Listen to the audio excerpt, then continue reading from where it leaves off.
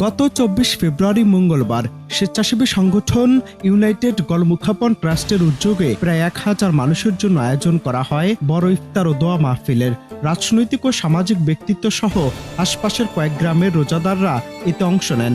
সবকিছু ঠিকঠাক চলছিল, কিন্তু এর আগের দিনে একটি নিখোঁজ গরুর ঘটনা হঠাৎ করে পুরো আয়োজনকে ঘিরে তৈরি করে রহস্য বিতর্ক। কারণ সেখানে ছিল আস্ত একটি চুরি করা গরুর মাংস। শুনতে অবাক লাগলেও সিলেটের ওসমানীনগর উপজেলার এ ঘটনা নিয়ে রীতিমতো তোলপাড় নেট দুনিয়া। স্থানীয়দের দাবি, গ্রামের বাসিন্দা নাজমুল ইসলামের একটি গরু মাঠ থেকে হারিয়ে যায় এবং অনেক খোঁজাখুঁজির পরও সেটির কোনো সন্ধান পাওয়া যায়নি। অন্যদিকে যুক্তরাজ্য প্রবাসী আহমদ মধু ইফতারের আয়োজনের জন্য তার কেয়ারটেকার সাইদিকে ৩টি গরু কেনার টাকা দেন, কিন্তু অভিযোগ উঠেছে গরু না কিনে সাইদি নাকি হারিয়ে যাওয়া সেই গরুটি ধরে এনে জবাই করে দেন এবং সেই মাংস দিয়ে রান্না হয় ইফতার। বিষয়টি প্রকাশ্যে আসে বৃহস্পতিবার রাতে, যখন গ্রামবাসী ব্যাখ্যা চাইতে আহমদ মধুর বাড়িতে যান। পরে সিসিটিভি ফুটেজ যাচাই করে দেখা যায় জবাই করা গরুটি সত্যি নাজমুল ইসলামের। ঘটনার সত্যতা নিশ্চিত হওয়ার পর প্রবাসী আহমদ মধু তাৎক্ষণিকভাবে ক্ষতিপূরণ হিসেবে নগদ ৭০,০০০ টাকা দিয়ে বিষয়টি মীমাংসা করেন। গরু চুরি হয়েছে, আমার ডিগ্রাত আছিল গরু চুরি হয়ে গেছে। চুরি হয় কেন মধু আমার কোনো দোষ নাই, তাই বাড়িতে আসলে না।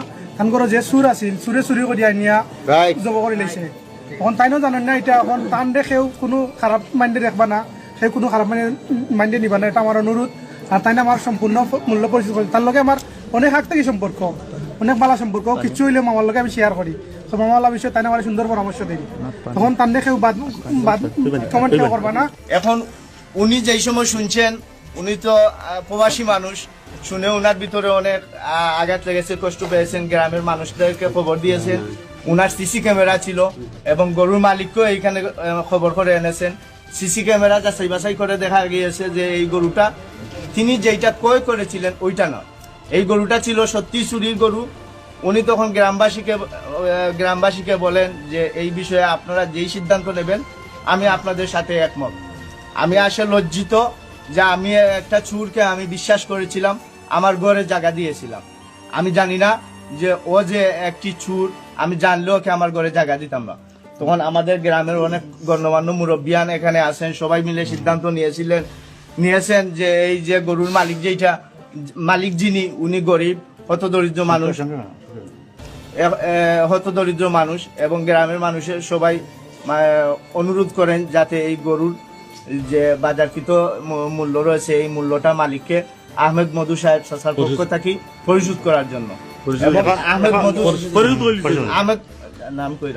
এবং আহমেদ মধু চাচা এই গ্রামবাসীর সকলের প্রস্তাব সাদরে গ্রহণ করে মালিকের কাছে সাথে সাথে এই গরুর টাকাটা পরিশোধ করেছে। এদিকে ঘটনার পরদিনই যুক্তরাজ্যের উদ্দেশ্যে রওনা দিয়েছেন আহমদ মধু বলে জানিয়েছেন স্থানীয়রা। তিনি ভিডিও বার্তায় দাবি করেন এ ঘটনায় তার কোনো সম্পৃক্ততা নেই, তবে অভিযুক্ত কেয়ারটেকার সাইদি এখনো পলাতক আছেন। পুরো ঘটনাকে ঘিরে এলাকায় এখনো চাঞ্চল্য বিরাজ করছে।